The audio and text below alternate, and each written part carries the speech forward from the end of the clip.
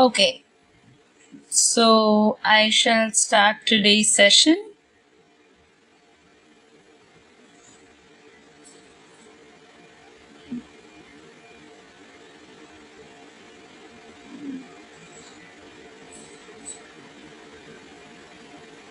Yeah. Okay.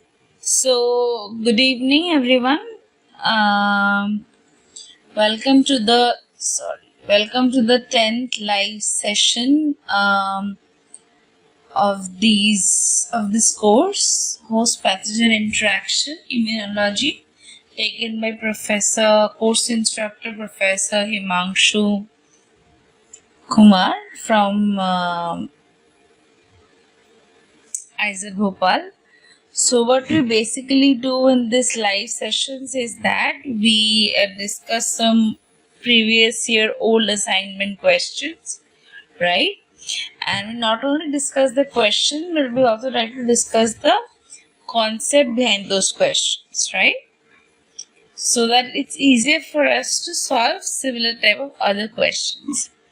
My name is Aishi and I am a PMRF research scholar from the Department of Chemistry, IIT Bombay, Maharashtra. And we try to keep the sessions as interactive as possible, in the sense that if you have doubt or confusion at any point, you can unmute yourself and let me know. You can type in the chat box and let me know. Either way, if you have any doubt for a question also, you can just stop me and ask me. If I know the answer at any point, at that point I'll tell you. If I don't, then you'll have to give me some time and pardon me. I'll let you know by the next session for sure, right? So with this, we'll start with the first question for today. After I read every question, I'll wait for a few minutes, waiting for you to respond with a plausible explanation as to why you think which one is the correct answer. And then we'll talk in detail, and after that also I'll wait for a few minutes. If you have any questions, you can come up to me, right? So the first question for the day is,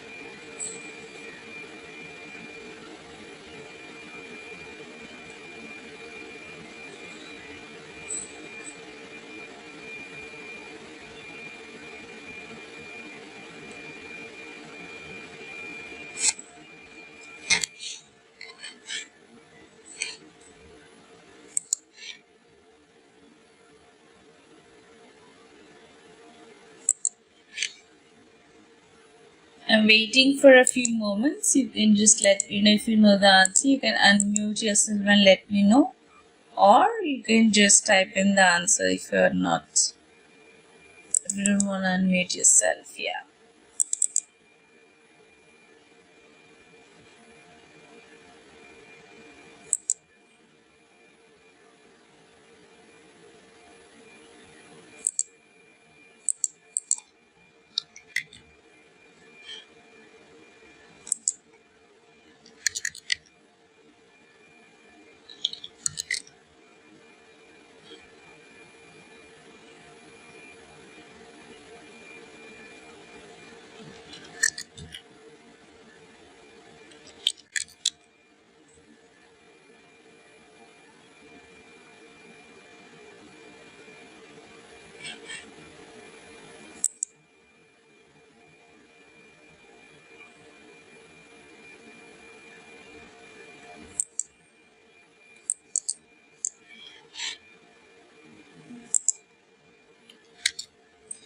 So you have to think in the perspective of immunology and answer accordingly.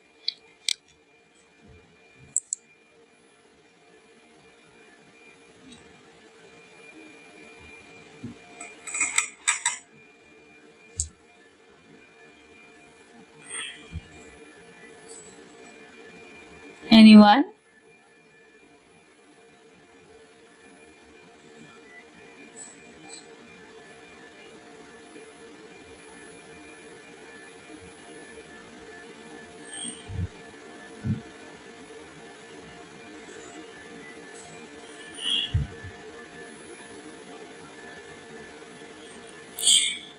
Okay, so the answer will be actually FC um, epsilon R1. Okay. Why FC epsilon R1 is the key receptor in allergic reactions? So FC epsilon R1, that's a high affinity IgE or immunoglobulin E receptor, is the primary receptor responsible for activation of mast cells and basophils during allergic responses. So what is the mechanism step by step? Number one step will be sensitization phase, like first exposure to allergen. Like the allergen enters the body, activates B cells. Then the B cells produce IgE antibodies specific to the allergen. These IgE molecules bind tightly to Fc epsilon R1 receptors on mast cells and basophils. Then we have re-exposure to the same allergen. The allergen binds to IgE already attached to Fc epsilon Ri. This causes cross-linking of FcERI receptors. Then we have cell activation. Cross-linking triggers intracellular signaling, leads to degranulation of mast cells and basophils. Then we see release of mediators like histamine, leukotrienes, prostaglandins, and cytokines. Now, these mediators cause classic allergic symptoms like vasodilation, bronchoconstriction, increased vascular permeability, itching, swelling, etc. Now, why the other options are not correct? Option A is talking about Fc gamma R3, which is CD16. It binds IgG, not IgE. It is involved in ADCC, which is antibody-dependent cellular cytotoxicity. It's found on natural killer cells, right? Macrophages, neutrophils, not the main receptor in allergy. Then we have option B, Fc alpha R1, which binds immunoglobulin A. It's important in mucosal immunity, not involved in allergic mast cell activation. Then we have option C, which is TLR4. That's referring to toll-like receptors, even that is not involved in the same. Then we have CD16, which is the same as Fc gamma R3. Again, binds IgG or immunoglobulin G and not immunoglobulin E, not involved in mast cell allergic activation. So the key takeaway from this question and the explanation is that allergic reactions like type 1 hypersensitivity are IgE mediated. The central receptor is Fc epsilon R1. It is high affinity, meaning it binds IgE even at very low concentrations. It's found abundantly on mast cells and basophils, making it the core trigger of allergic responses.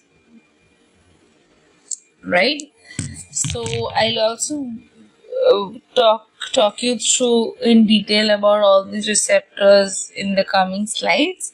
But if you have any question at this point, you can ask me. I'll give you a few minutes to ponder upon what we discussed at the moment. And anytime if you have any question, just let me know. I'll still walk you through the slides.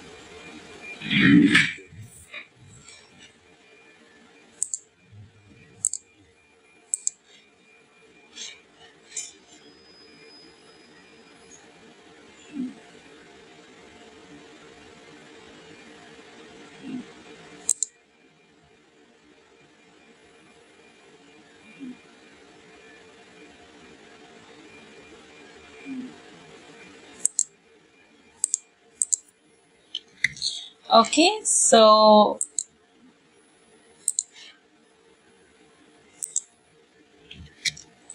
now going on, we are talking about immunoglobulins, right, which are nothing but antibodies. Now, specialized glycoprotein produced from activated B cells in response to an antigen. Activated B cells are plasma cells capable of combining with the antigen that triggered its production. Now, A. Tiselius in 1939 subjected the serum to electrophoresis. The serum proteins are separated into 4 fragments: albumin, globulin alpha, beta, and gamma. Now, antibodies are located in the gamma globulin fraction because they immunologically react with the antigen. They were given the name as immunoglobulin. Now, what do we mean by antibody immunoglobulin? So, both the terms immunoglobulin Ig and antibody are used interchangeably, representing the physiological and functional properties of same molecule respectively. Now, immunoglobulin consists of 20-25% of total serum proteins. Now, there are 5 classes or isotypes of immunoglobulins recognized as IgG, IgA, IgM, IgD, and IgE.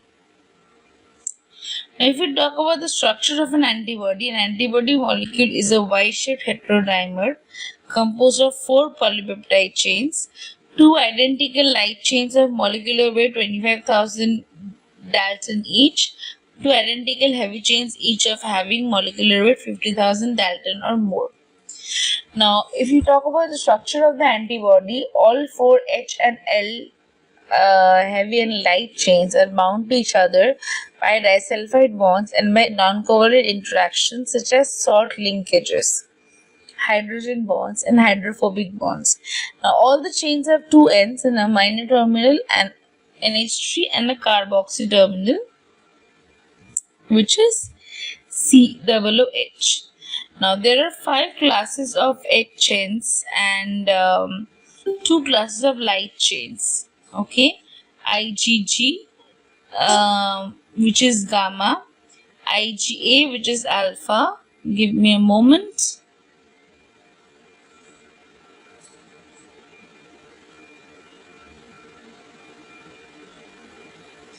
Then we have IgM, mu, IgD, delta, and IgE,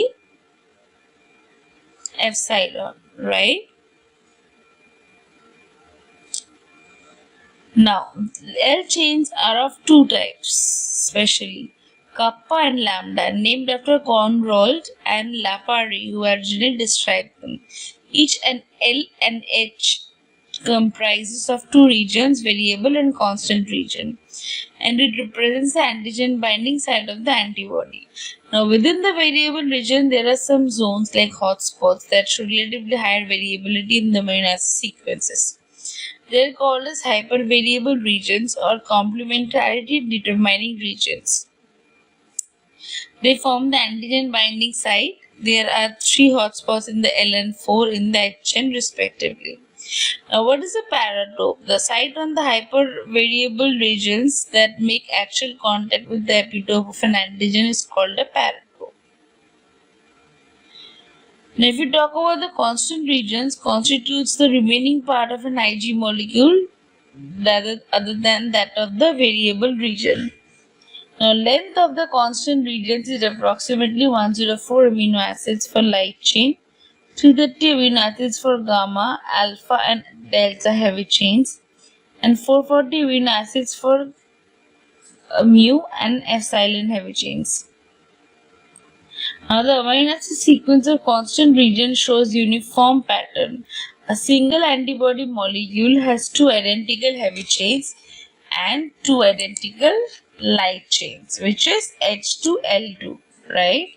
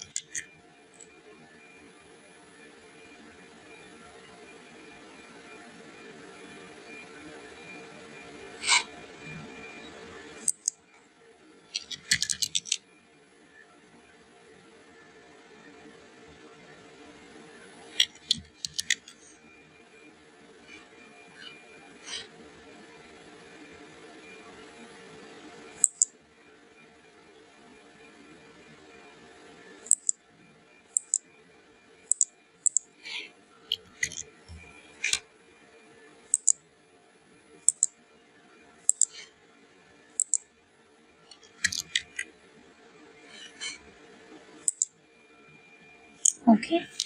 Now, the light chain contains one variable domain and one constant domain. Like, say, heavy chains possess one variable domain and 3 or 4 numbers of constant domains. So, heavy chains gamma, alpha, and delta have 3 constant domains, CH1, CH2, and CH3, and heavy chains mu and epsilon have 4 constant regions, CH1 to CH4. Now, these are hinge region is rich in proline and cysteine, right? And quite flexible, allowing the Ig molecule to assume different positions. This helps the antibody in reaching towards the antigen. Now, hinge region is sensitive to various enzymatic digestions as well. So, when an immunoglobulin is subjected to enzymatic digestion, it generates various fragments like papain digestion, trypsin digestion, mercaptase reduction. Very important concept for competitive exams. because these dilations will lead to different kinds of products. So what will happen if we do papain digestion? So result in 3 fragments, each having a sedimentation coefficient of 3.5 S. S is Svedberg's unit or sedimentation coefficient. So this basically 2 FAB fragments and 1 FC fragment. If you can see over here, 2 FAB, 1 FC. Now, in case of pepsin dilation, 1 FAB2 fragment, many smaller fragments. Whatever is happening here. In mercaptadinol reduction of Ig molecule generates 4 fragments, 2H and 2L chains, as it leaves only disulfide bonds sparing the peptide bonds. Now, if you talk about antigen binding by VAB region, protection of the host, interaction with the antigen, balance of an antibody refers to the number of FAB regions it possesses. As a simple monomeric antibody molecule has a valency of 2. Now, if we talk about the functions of immunoglobulins, the effector functions by FC region is the fixation of complement. Like antibody coating the target cell binds to complement through its FC receptor, which leads to complement mediated lysis of the cell. And then we have the binding to various cell types: phagocytic cells, lymphocytes, platelets, mast cells, NK cell, eosinophils, and basophils bear FC receptors that bind to FC region of immunoglobulins. Now, binding can activate the cells to perform some biological functions, and some immunoglobulins also bind to receptors and placental trophoblasts, which results in transfer of the immunoglobulin across the placenta. According to immunoglobulin class, based on 5 types of heavy chains, there are 5 classes of immunoglobulins: IgG, IgA, IgM, IgD, and IgE. If we talk about immunoglobulin G, constitutes about 70 to 80% of the total Igs of the body. It has maximum daily production, longest half-life of 23 days, highest serum concentration. Then we have IgG, which has 4 subclasses: IgG1, IgG2, IgG3, IgG4. All differ from each other in amino acid sequences of the constant region of the gamma heavy chain. Subclasses vary in their biological functions, length of hinge region, and number of disulfide bridges. So IgG3 has longest hinge region with 11 interchain disulfide bonds. Okay. Any question till this point?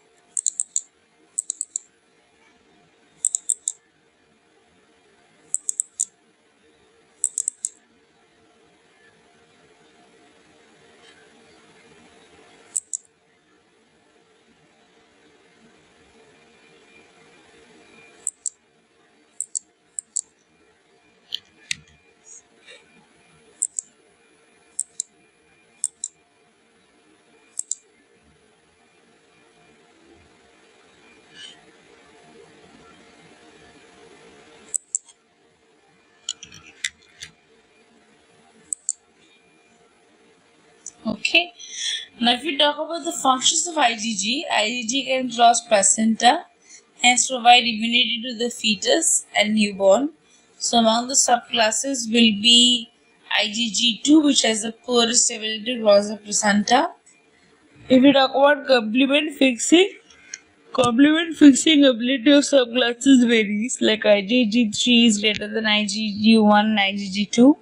IgG4 does not fix complements. And also phagocytosis. So it mediates precipitation and neutralization reactions. IgG plays a major role in neutralization of toxins, as it can easily diffuse into extravascular space. IgD is raised after a long time following infection and represents chronic or past infection or recovery.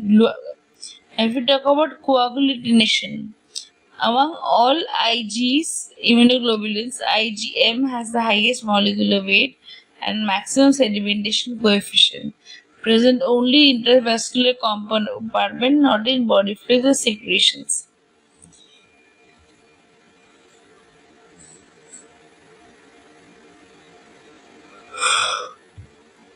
Now, IgM exists in both monomeric and pentameric forms. When present as monomeric bound antibody in B cells, it exists in monomeric form. When present in secreted form, it is pentameric in nature. Now, what are the functions of IgA? Acute infection, complement fixing, antigen receptors, acts as an opsonin, protection against intravascular organisms, and mediate agglutination.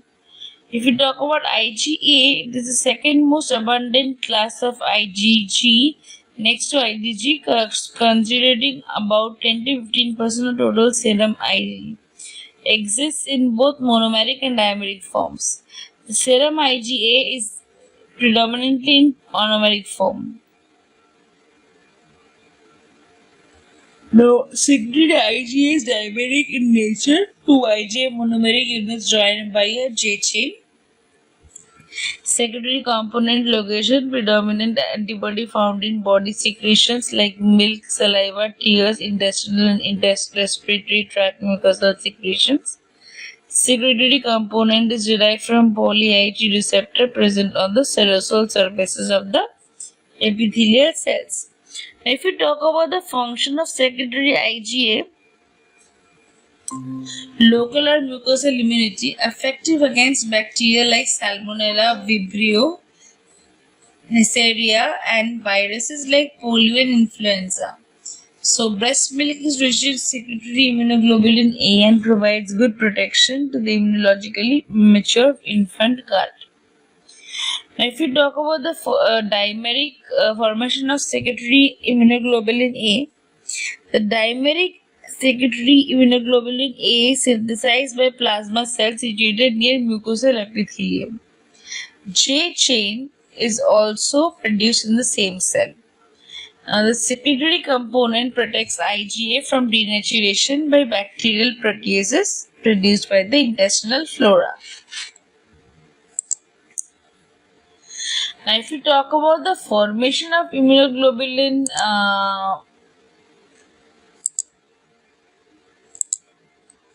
A, secretory immunoglobulin A, now dimeric secretory IgA binds to poly-IgG receptor on the vasolateral surface of mucosal epithelium, right? And receptor IgA's complex is endorsed into mucosal epithelial cells. The receptor is partially cleaved, leaving behind a part of it as secretory component. Subsequently, secretory complex of dimeric IgA with J chain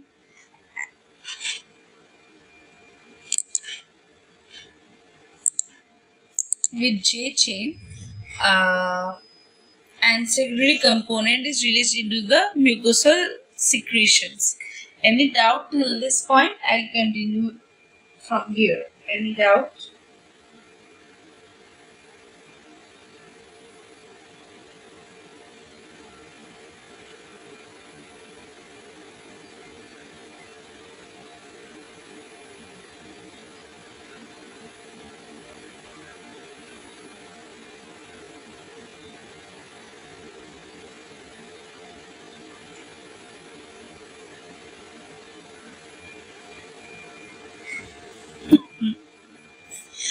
Now, what are the subclasses of immunoglobulin A, right? That is the question that comes up. Depending upon the amino acid sequences in the constant region of heavy chain, IgA exists in two major subtypes, isotypes, IgA1 and IgA2. Okay. Now, if we talk about immunoglobulin E, it is the lowest serum concentration and the shortest half-life. Okay, and minimum daily production. Only heat labile antibody, like inactivated at 56 degrees Celsius in 1 hour. That does not happen for the other antibodies.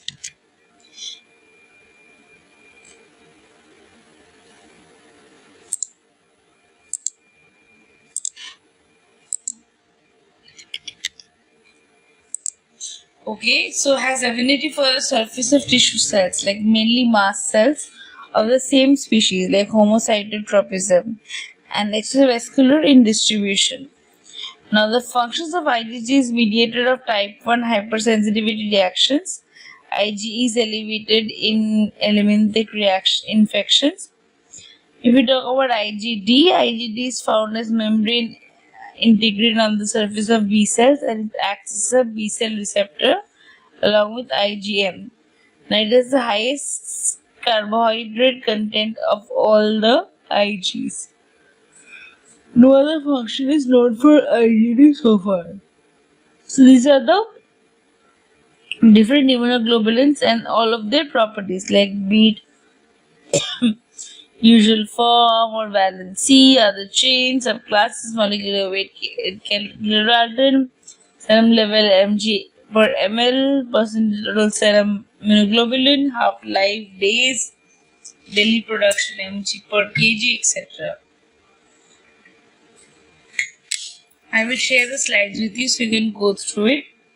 All these are very factual details. Now, the 5 classes of Igs and the subclasses are also called isotypes.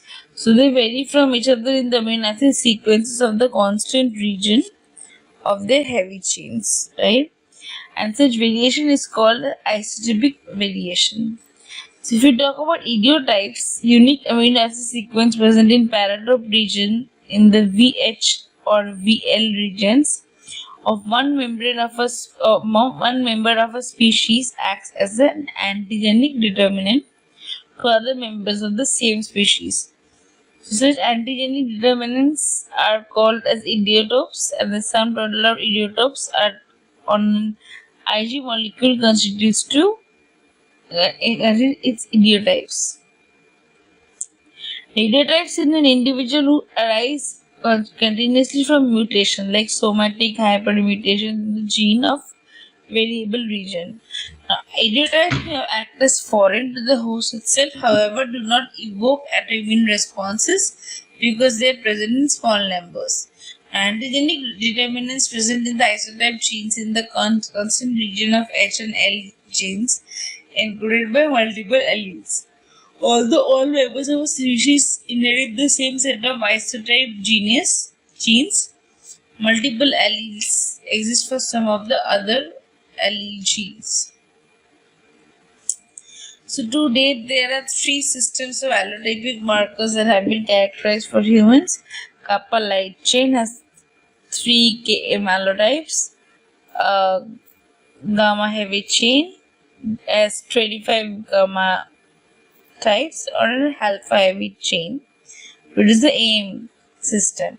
Antibody to allotype determinants can be produced by injecting antibodies containing these determinants from one member to another within a given species. And anti-allotype specific antibodies will also be developed following blood transfusion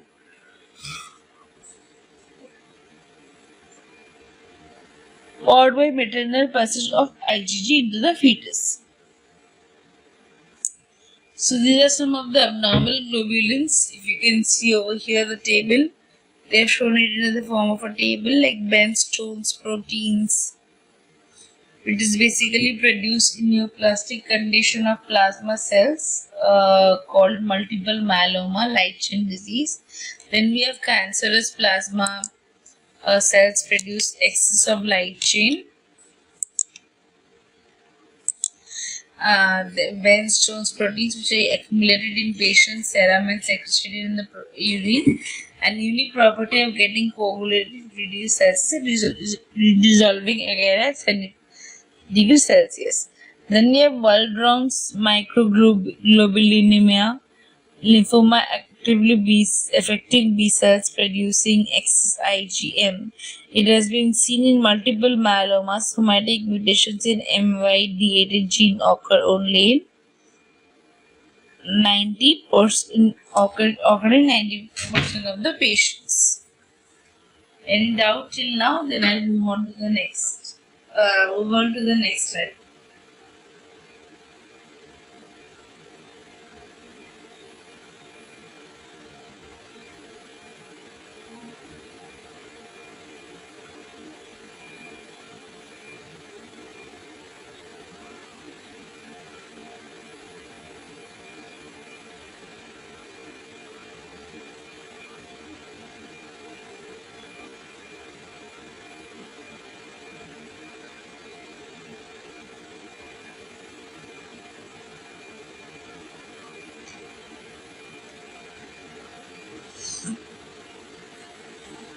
Okay.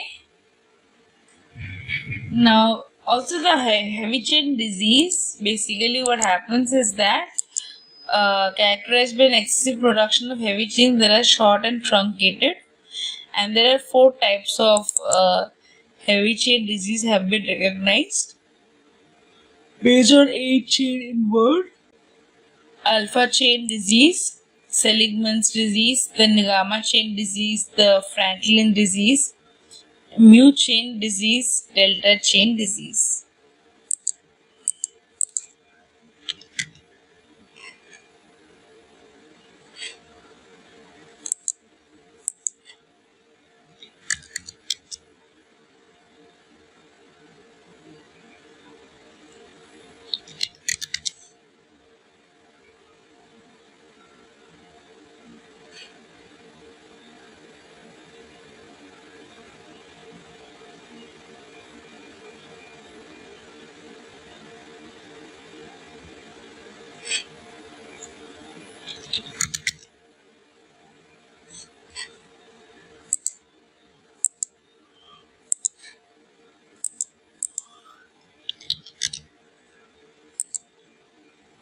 Okay. Now, if we talk about the cryoglobulinemia, it's a condition where the blood contains cryoglobulins, a type of Ig that becomes insoluble, or a precipitate-like at low temperatures, but dissolves again if the blood is reheated. So, heated. So, cryoglobulins usually consist of IgA directed against the FC region of IgG. Cryoglobulins have been associated with multiple myeloma and hepatitis C infection. Now, if we talk about monoclonal antibodies, basically the antibodies derived from a single clone of plasma cells, all having the same antigen specificity produced against a single epitope of an antigen. Now, antigens having multiple epitopes enters the body, which is called polyclonal antibody. Each epitope may stimulate one clone of B cells producing one type of antibody. Serum contains mixture of antibodies derived from different clones of B cell and polyclonal. So when only one clone of B cell is stimulated by a single epitope of an antigen and then is allowed to proliferate and produce antibodies, so antibodies are referred to as the monoclonal antibodies.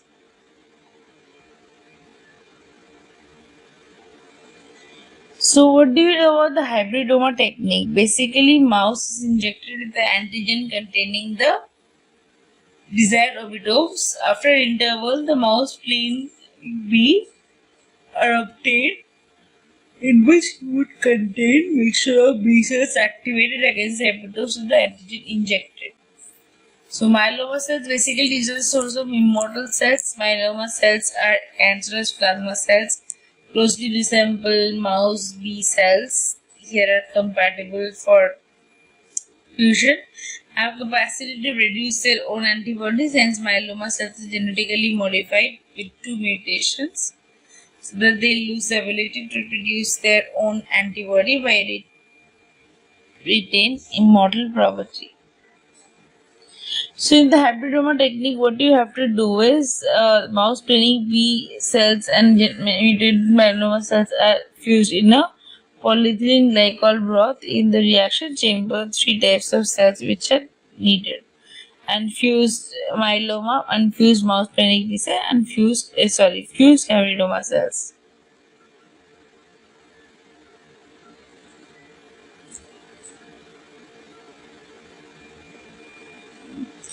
So, if you have heard about HAT, contains basically the HAT actually contains hypoxanthine, amide, nopterin, and thymidine. So, purine synthesis in mammalian cell occurs by either de novo or salvage pathways. So, at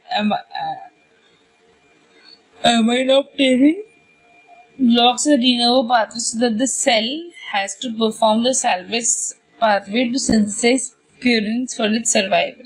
Salvage pathway requires two important enzymes: HGPRT, hypoxanthine guanine phosphoribosyl transferase, and thymidine kinase. So any cell that lacks HGPRT cannot grow with that intention. So, what are the fate of three types of cells on HAT media? So, unfused splenic B cells can grow but do not survive long as they are not immortal. Then you have unfused myeloma cells cannot grow as they lack HGPRT enzymes to perform the salvage pathway of the purine synthesis. And then we have the hybridoma cells that can grow and survive long. Any doubt till here? Then I'll move on to the next.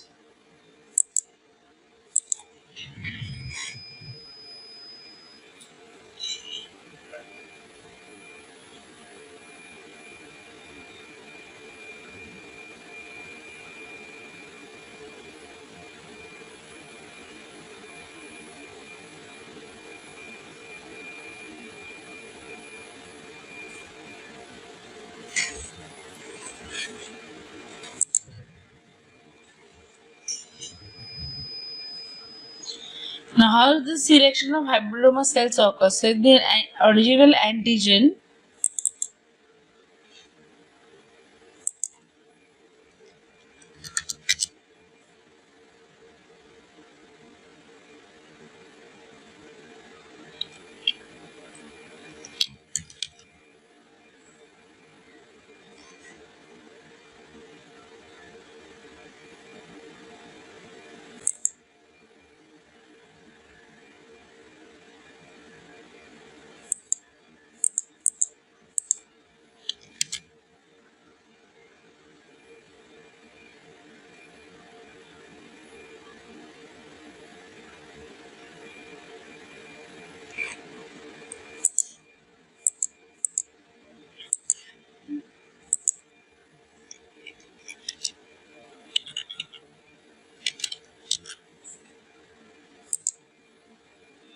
So, if the original antigen uses multiple epitopes, many B cells would fuse with myeloma cells to produce a mixture of hybridoma cells, each having a specificity for any one epitope. Now, medium containing hybridoma cells is then diluted into multiple plates to such an extent that which well contains only one cell. Hybridoma cells producing the desired monoclonal antibodies are selected by radioimmunoassay of ELISA techniques using the specific antigen fragments and we are actively selectively proliferated. We'll not go into the technique so much. We have already talked about all types of antibodies.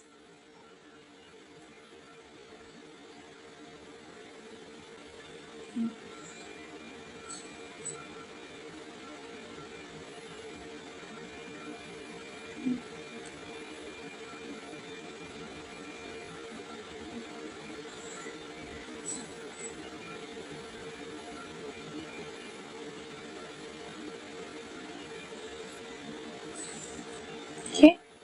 Not going into too much detail. Diversity and the somatic maturation, all of these. I'll upload the slides so that you can go through it on your own. at your own pace.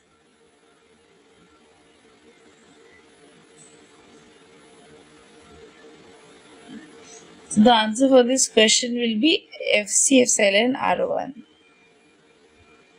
Anybody has any question? You can ask me now. Otherwise, move on to the next question for today.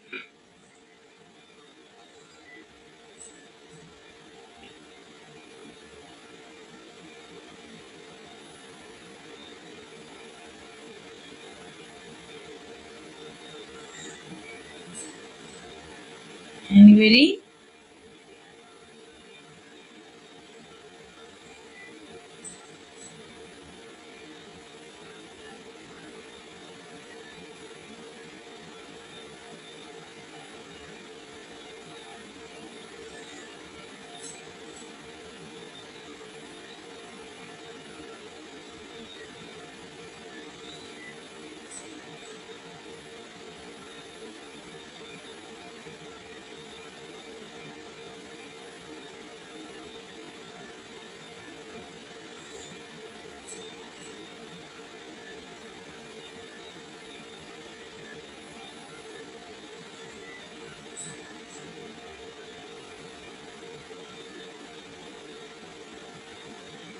Any doubts? Any questions?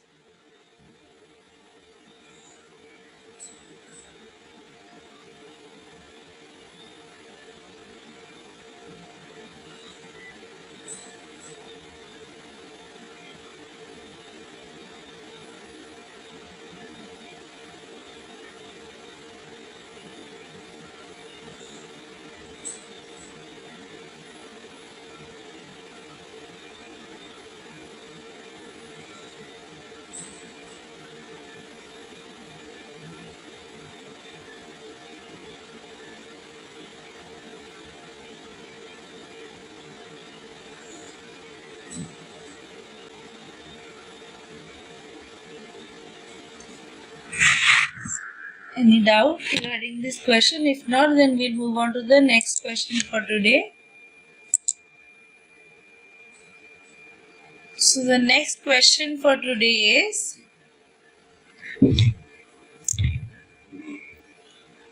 which of the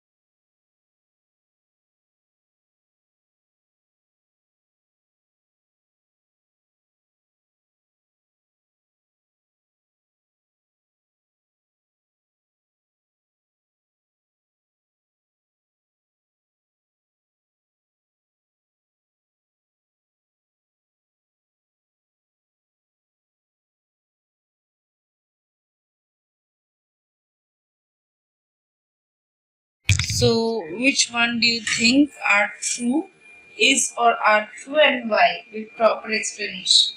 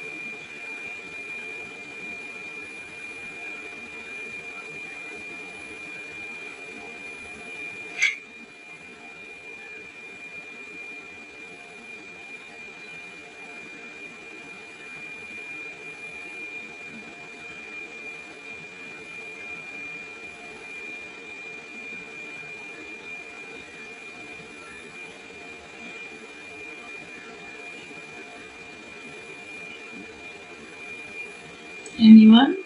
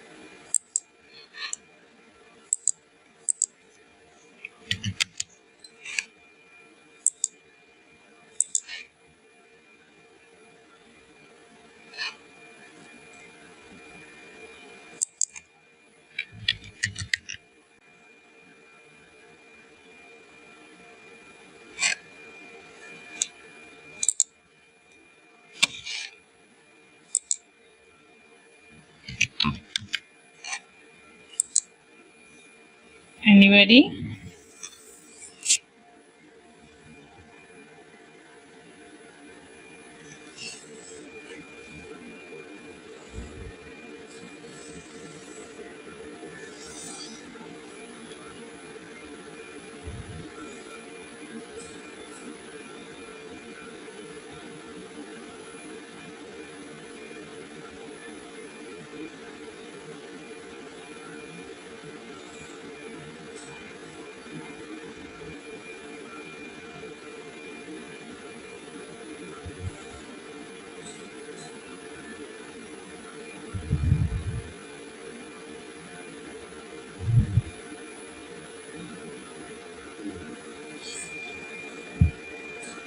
Anybody would like to try?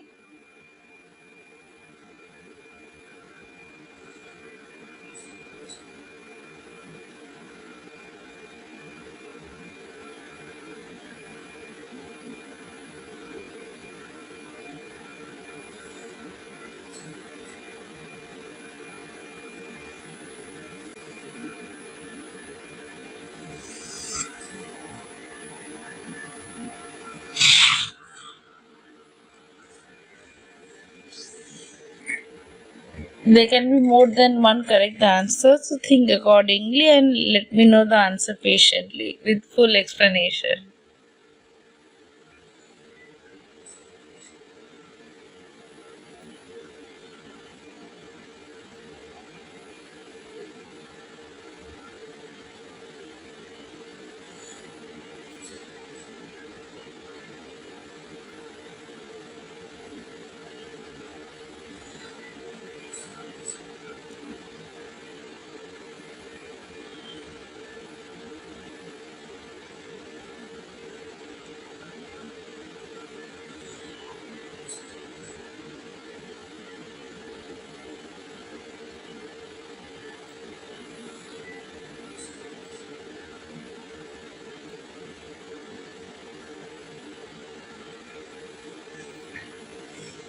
I'll wait for a few moments and anyone can come with the answer.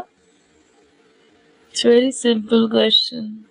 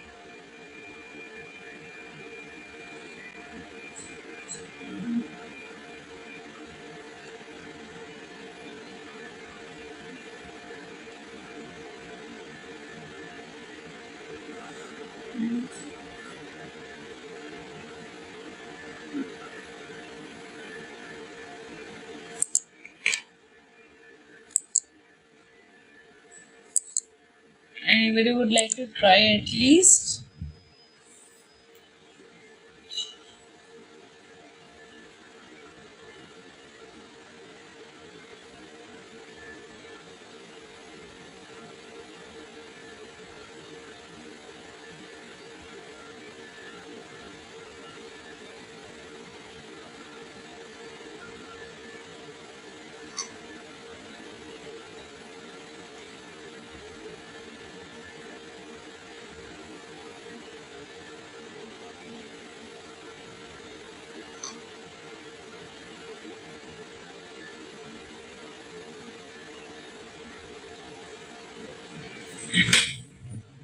Okay, so the answer will be actually these options.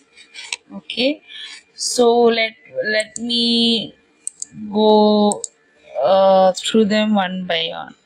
So the correct statements are macrophages are actually involved in tissue repair as well. So I will tell you why and how. Give me a moment.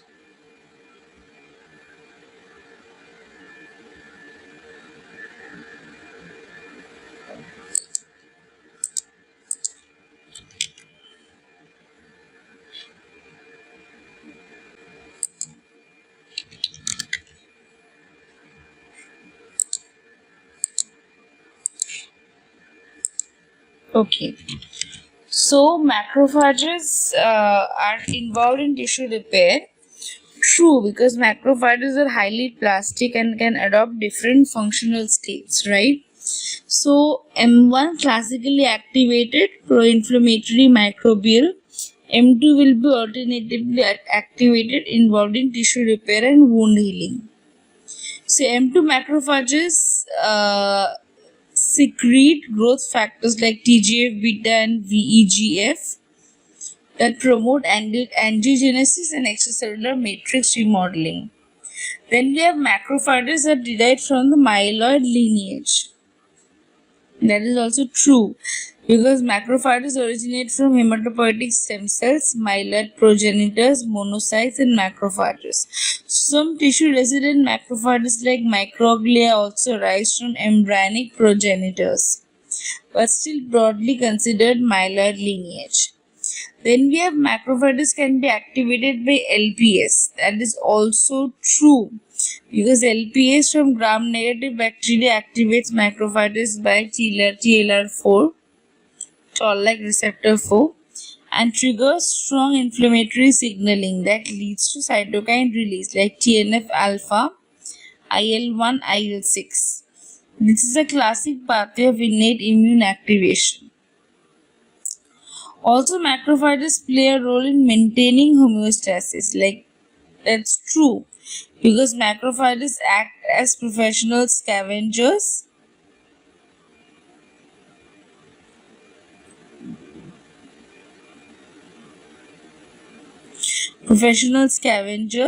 Right? They remove the apoptotic cells by efferocytosis, clear cellular debris, prevent unnecessary inflammation, and this is crucial for tissue homeostasis and immune tolerance. Then we have macrophages release reactive oxygens and nitrogen species to kill pathogens. Also true because to kill pathogens, macrophages produce reactive oxygen species via NADPH oxidase, reactive nitrogen species via inducible nitric oxide synthase. These are essential for intercellular killing of microbes. Now, what are the incorrect statements? Macrophages cannot phagocytose pathogens and debris. False. This is completely incorrect because macrophages are professional phagocytes, meaning they actively engulf pathogens, dead cells, and debris, and this is one of their core functions. Macrophages primarily reside in blood, also false, because this describes monocytes, not macrophages. Monocytes circulate in blood, but macrophages reside in tissues like Kupffer cells in liver, macroglia, brain.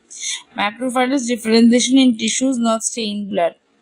Now, macrophages are involved in B cell development as well. That is false, because B cell development occurs mainly in the bone marrow and fetal liver.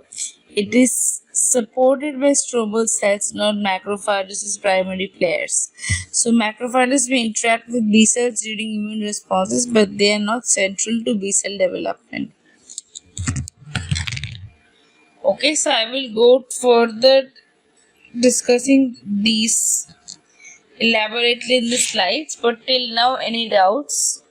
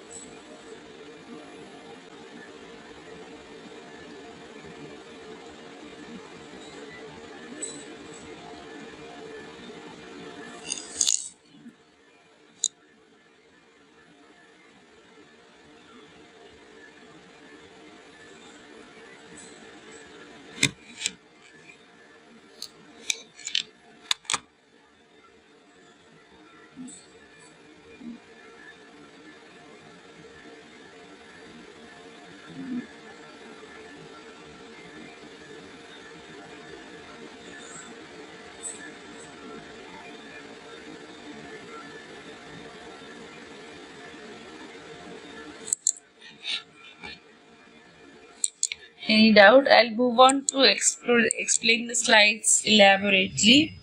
But for a few minutes, just think about what I said just now and ask me if you have any doubts.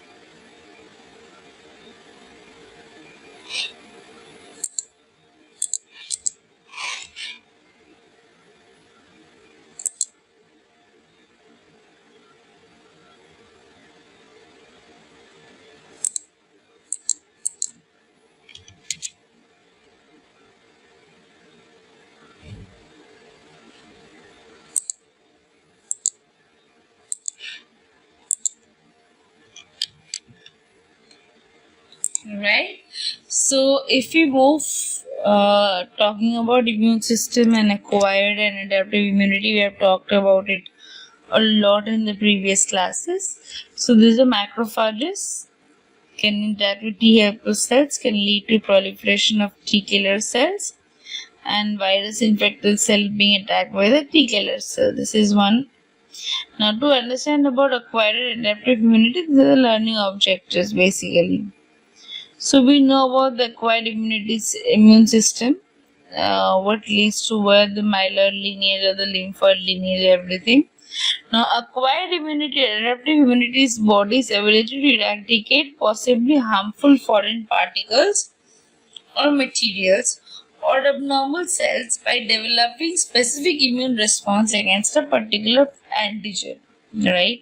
So, acquired immunity has two components: humoral immunity and cellular immunity. Okay. So humoral will be attacks invaders outside the cells. Cellular will be attack invaders inside the cells, like B cells and T cells. Humoral immunity is mediated by B lymphocytes, cellular by T lymphocytes. Now, these were first identified on the membrane of human leukocytes for the first time, MHC antigens. And these glycoproteins are encoded by histocompatibility gene on short arm of chromosome 6. These are self-antigens which are very specific to a person and present on the surface membrane of all the nucleated cells of body except RBCs.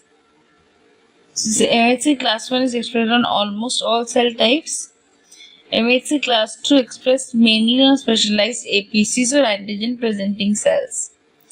Now, CD molecule. To help T helper cells express CD4, which facilitates the binding of MHC2 to the helper T cell receptors.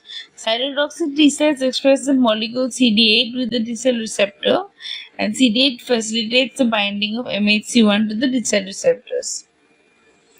If we talk about the antigenic part, antigens elicit a specific immune response in a host.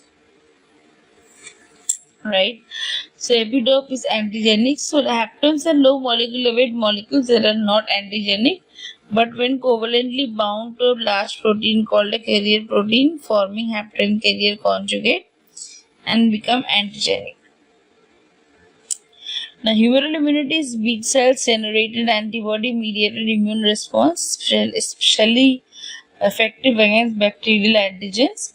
Cellular immunity is like it's a T cell mediated immune response, especially effective against intercellular organisms like viruses, parasites, fungi, and others like cancer cells and transplant cells. Few bacterial infections like tubercular bacilli.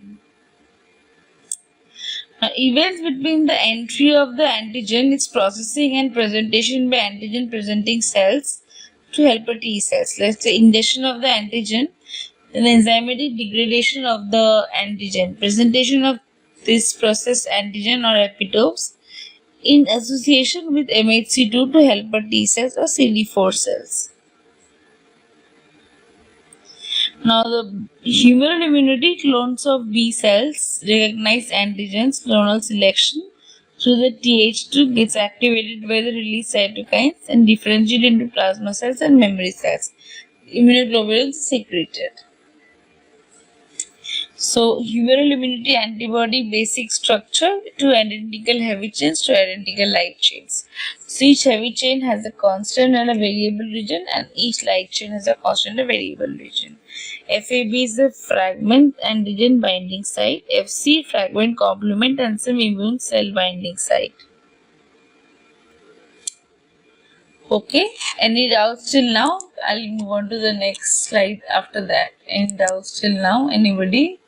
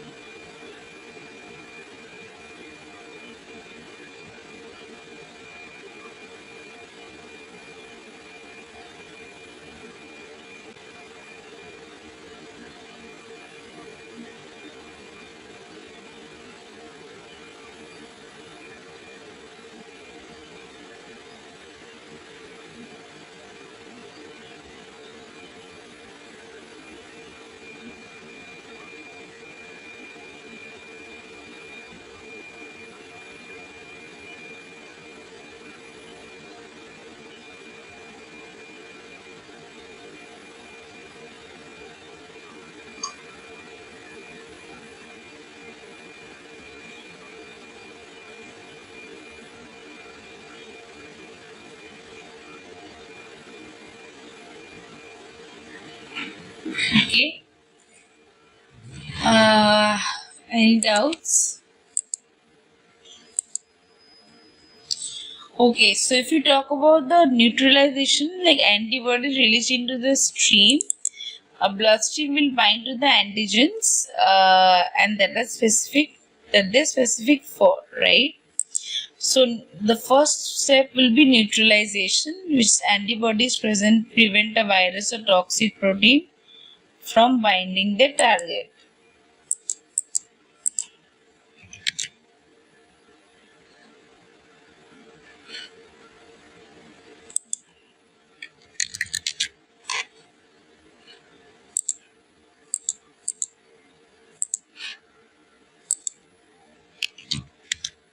Okay.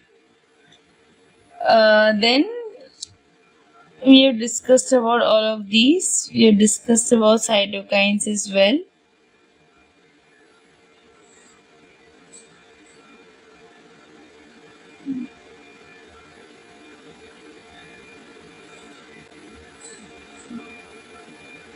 I'm not going into too much detail about neuroimmunology. You talked about macrophages.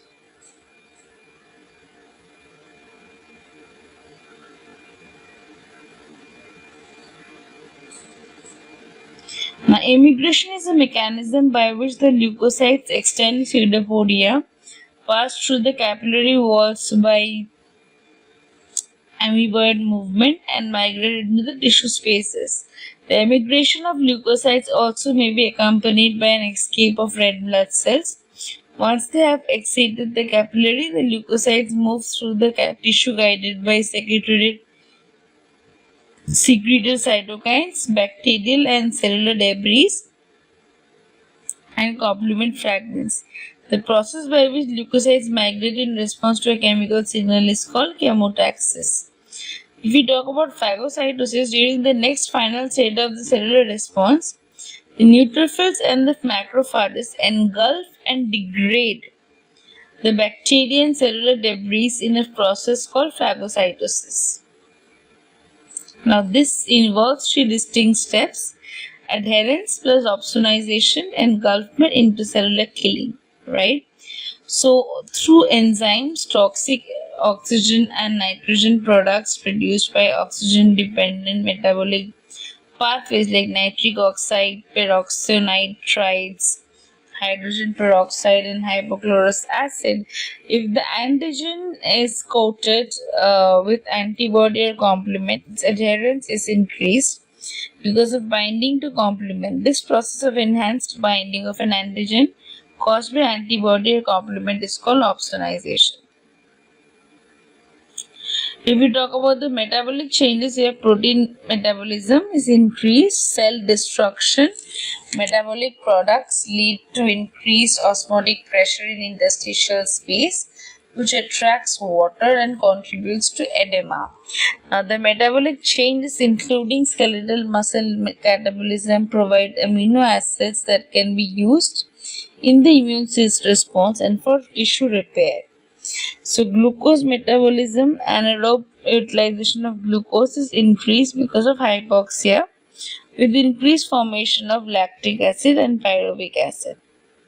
So, lipid metabolism, increased formation of ketones and fatty acids. Mineral metabolism, increased extracellular K plus concentration. So, metabolic acidosis. Coming back to the question that we started with, the correct options will be macrophages are derived from the myeloid lineage, true. Macrophages can be activated by LPS, again true. Macrophages can play a role in maintaining homeostasis by scavenging dead or damaged cells, true. Macrophages produce reactive oxygen and nitrogen species to kill pathogens, again true. That's the end of this question. Anybody has any doubt?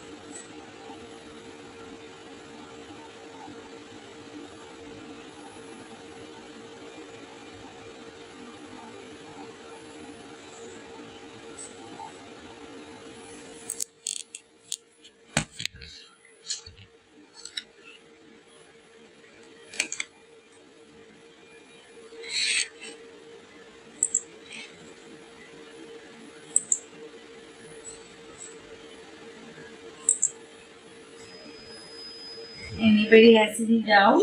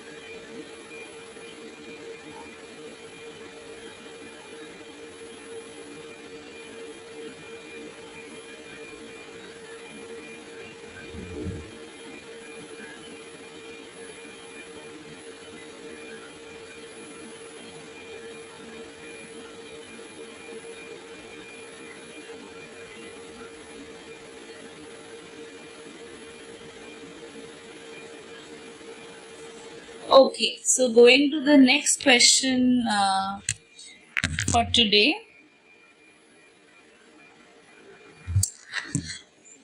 Next question is,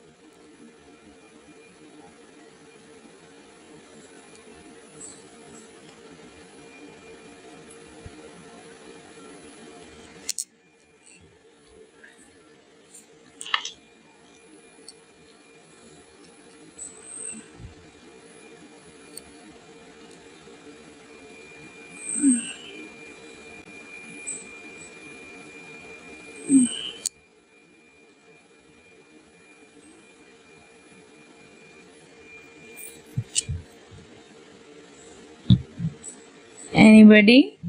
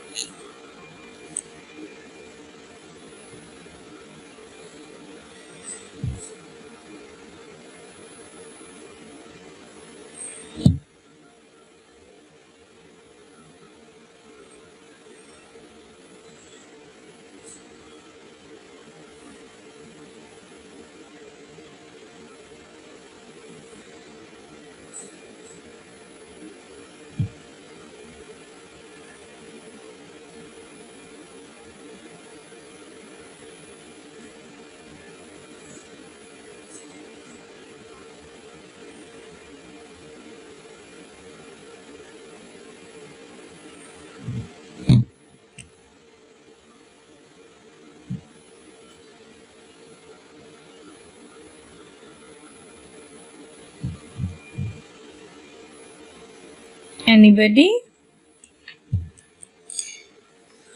Okay, so the correct answer will be option D, regulating inflammation and allergic reactions. Anybody would like to pitch in?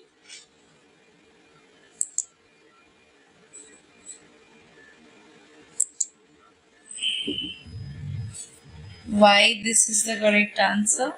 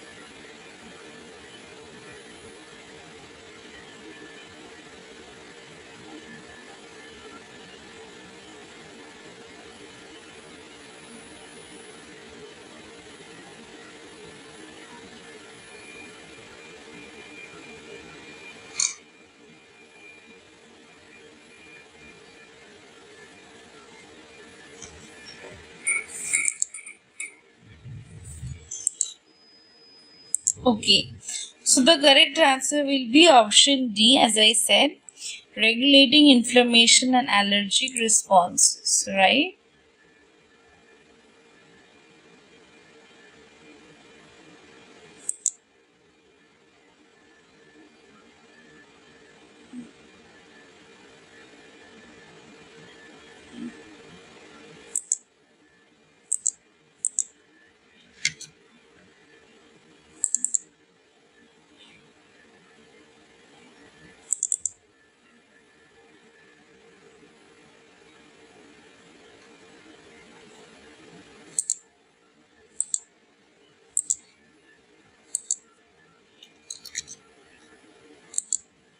Okay. Now, why this is correct? Because vasoactive amines like histamine and serotonin are key mediators released mainly from mast cells, basophils. Serotonin also from platelets. So their primary roles regulation of inflammation that can cause vasodilation, like increased blood flow, increases vascular permeability, allows immune cells and proteins to enter tissues, like it can promote edema. Allergic reactions, type 1 hypersensitivity. Upon allergen exposure, mast cells degranulate, release histamine. That can lead to itching, bronchoconstriction, mucus secretion, redness, and swelling. These effects are hallmarks of allergic responses. Why the other options are incorrect? Because inhibiting cytokine production is false. Histamine can actually modulate or even promote cytokine release, not simply inhibit it. Preventing allergic reactions like false, because they cause allergic symptoms, not prevent them. And enhancing T cell differentiation, not primary role. While immune cell modulation can indirectly influence T cells, this is not their main function. E. Stimulating antibody production, false, because antibody production is primarily a function of B cells and plasma cells, not vasoactive amines. So the key takeaway is that histamine and serotonin, immediate mediators of inflammation, central to vascular damage, changes, and allergic symptoms. Therefore, their primary impact is regulating inflammation and allergic reactions, right? So this is histamine, like L-histidine decarboxylase will convert histidine to histamine. The histamine receptors are H1, H2, H3, H4, and the drugs used in treatments can be H1 receptor antagonists, H2 receptors antagonists, H3 and H4 receptor antagonists, histidine decarboxylase inhibitors. For serotonin, that is 5-hydroxytryptamine, 5-HT. So tryptophan hydroxylase converts L-tryptophan to L5-hydroxytryptophan, which gets converted to 5-HT or 5-hydroxytryptamine with the help of L-amino acid decarboxylase. 5-HT further gets converted to N-acetyl 5-HT and then to melatonin by the help of 5-HT and acetylase. 5-HT gets converted to 5-HIAA with the help of MAO. These are the 5-HT receptors. These are the drugs that can be used in treatment, like serotonin releasing reagents, serotonin reuptake inhibitors, MAO inhibitors, receptor agonists, and receptor antagonists. These are cytokines, if you know, IL cytokines, IFN, etc., drugs in treatment. Now, histamine, serotonin, prostaglandins, peptide, and eicosanoids belong to a group of endogenous compounds called autocoids. Now, these heterogeneous substances have widely differing structures and pharmacologic activity. So, they all have the common feature of being formed by the tissues on which they act and therefore function as local hormones. The autocoids also differ from circulating hormones in that they are produced by many tissues rather than in specific endocrine glands. The drugs described in this chapter are neither autocoid agonists or autocoid antagonists. There are compounds that inhibit the synthesis of certain autocoids or that interfere with the interactions with receptors. Now, histamine is synthesized from the amino acid histidine and is stored in high concentrations in neurons, gastric parietal cells, mast cells, and basophils. In mast cells, histamine is stored in granules. If histamine is not stored, it is rapidly inactivated by the enzyme amine oxidase. Now, the stimuli for release of histamine from tissues may include destruction of cells as a result of cold, toxins from organisms, venoms from insects and spiders, and trauma. Allergies and anaphylaxis can also trigger significant release of histamine. Now, histamine via multiple receptor systems mediates a wide range of cellular responses, including allergic and inflammatory reactions, gastric acid reaction secretion, and neurotransmission in parts of the brain. Histamine has no clinical applications, but agents that inhibit the action of histamine, like antihistamines or histamine receptor blockers, have many therapeutic applications. All okay till now? Anybody has any doubts?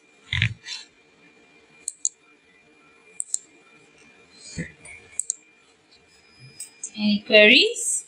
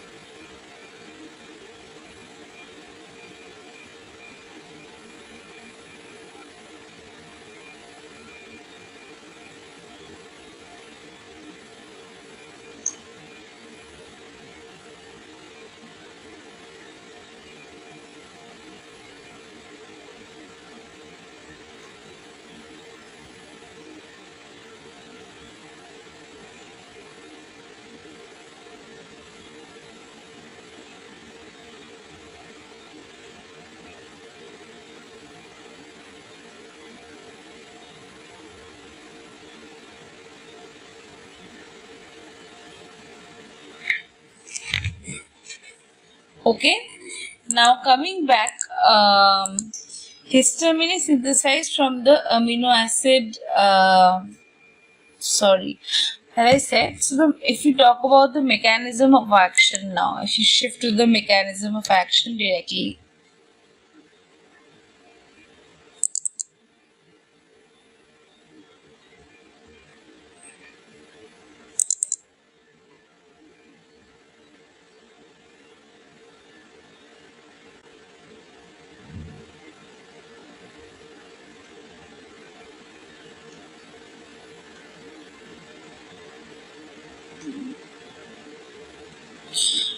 So the H1 receptors are producing smooth muscle contraction and increasing capillary permeability.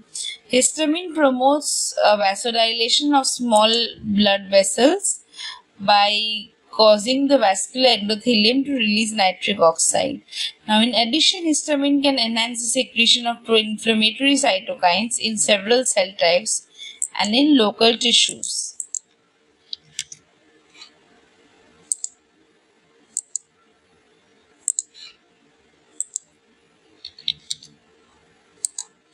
Okay.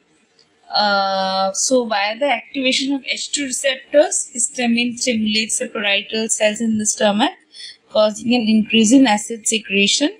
Histamine also causes positive ionotropic and positive chronotropic. Okay. Now, symptoms associated with allergy and anaphylactic shock result from the release of certain mediators from the storage sites. Such mediators include the histamine, serotonin, leukotrienes, and the eosinophil chemotactic factor of anaphylaxis.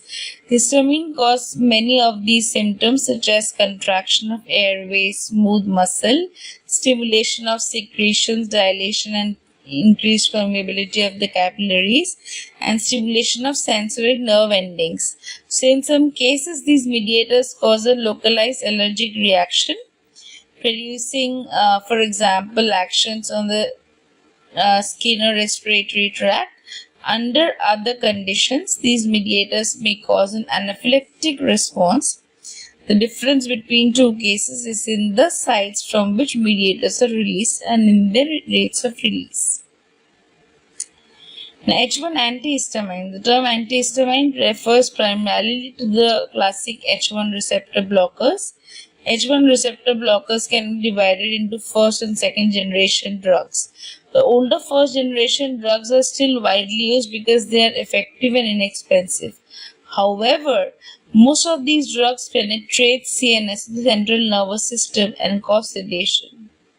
Furthermore, they tend to interact with other receptors, producing a variety of unwanted adverse effects. So, most of these reagents have additional effects unrelated to their ability to block H1 receptors. So, these effects reflect binding of the H1 receptor antagonists to cholinergic, adrenergic, and serotonin receptors.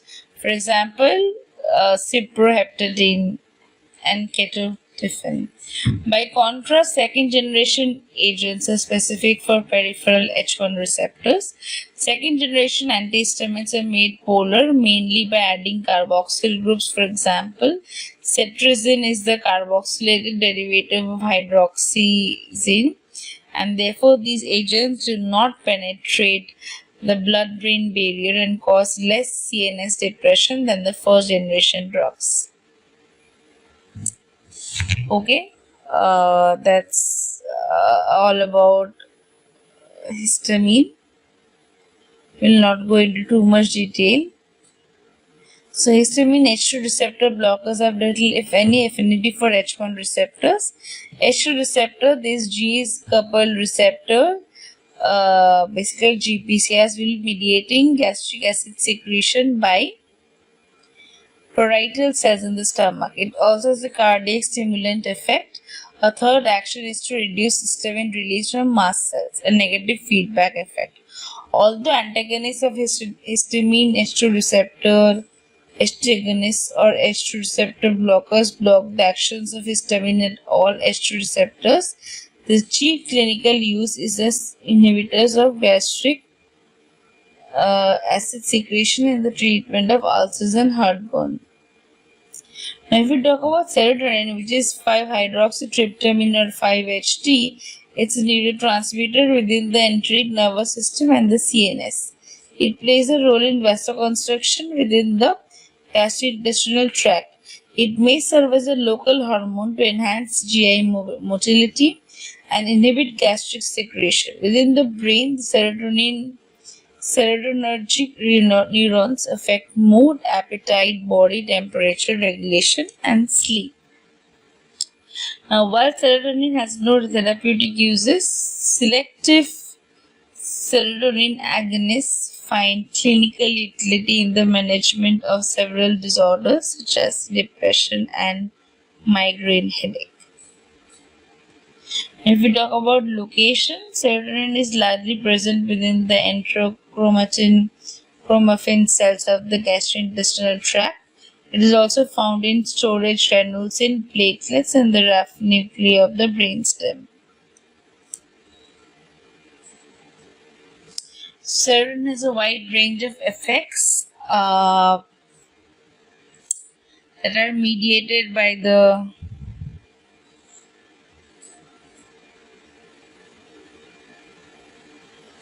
that are mediated by the different types of serotonin receptors. For example, 5-HT receptors are most important in the brain and mediate synaptic inhibition via increased potassium conductance. Activation of 5-HT1D receptors cause vasoconstriction of cranial blood vessels. In peripheral, it mediates contraction or relaxation of smooth muscles. 5-HT receptors will be mediating synaptic excitation of the CNS and smooth muscle contraction or relaxation. So this is the mechanism of action.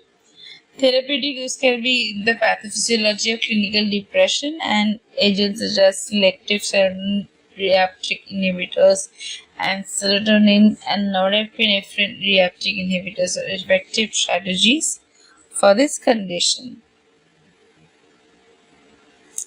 So the most common drugs used to treat headache disorders like migraine, tension type, and cluster headaches.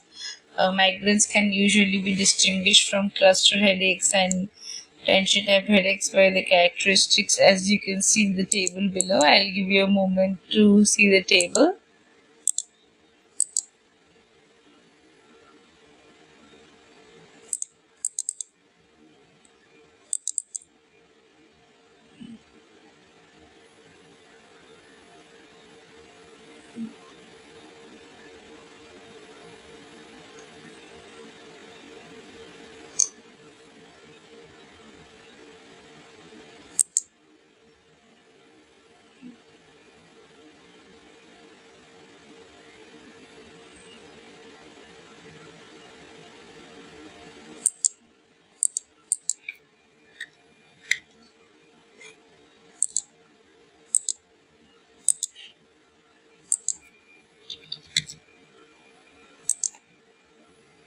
Okay. So I'll not go into too much detail about the basics of the headaches. So some agents that are used in prophylaxis for migraine headaches can be beta blockers, calcium channel blockers, anticonvulsants, stress antidepressants, all of that. Okay, I'm not going into too much detail as again I'll upload these and you can check it. So serotonin is nothing but a important neurotransmitter. It's a local hormone in the gut. It's a component of the platelet clotting process and thought to play a role in migraine headache and several other clinical conditions including carcinoid syndrome. Carcinoid syndrome is an unusual manifestation of carcinoid tumor, a neoplasm of enterochromaffin cells. In patients whose tumor is not surgically resectable, a serotonin antagonist may constitute a useful treatment. So, like histamine, serotonin is widely distributed in nature, being found in plant and animal tissues, venom stings, produced from tryptophan stored in vesicles in the enterochromaffin cells of the gut and neurons in the CNS and enteric nervous system. So, after release, it is metabolized by monoamine oxidase. Excess production in the body can be detected by measuring its major metabolite, 5-hydroxyindoleacetic acetic acid, in the urine. It also plays a physiological role as a neurotransmitter in both the CNS, central nervous system, and the enteric nervous system, and may have a role as a local hormone that modulates gastrointestinal activity. So it's also stored but in platelets, but synthesis only to a minimal extent in platelets. In spite of the very large number of serotonin receptors, most of the serotonin agonists in clinical use act as 5-HT receptors. Again, we'll not go into too much detail. Coming back to the question that we started with originally. So, what is the primary impact of vasoactive amines like serotonin and histamine? Answer will be regulating inflammation and allergic responses. Okay. Anybody has any questions? I'll wait for a few minutes.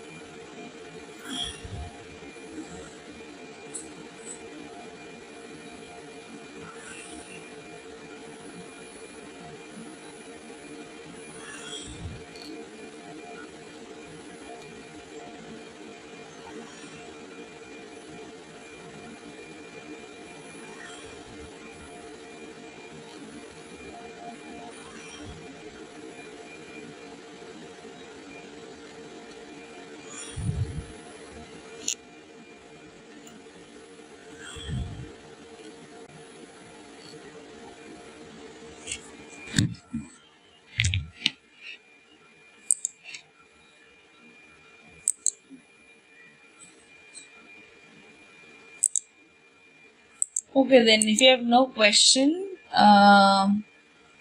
then we can stop the session for today maybe, and we'll meet again next week same time. If you have any questions, I still give you time, you can ask me now as well.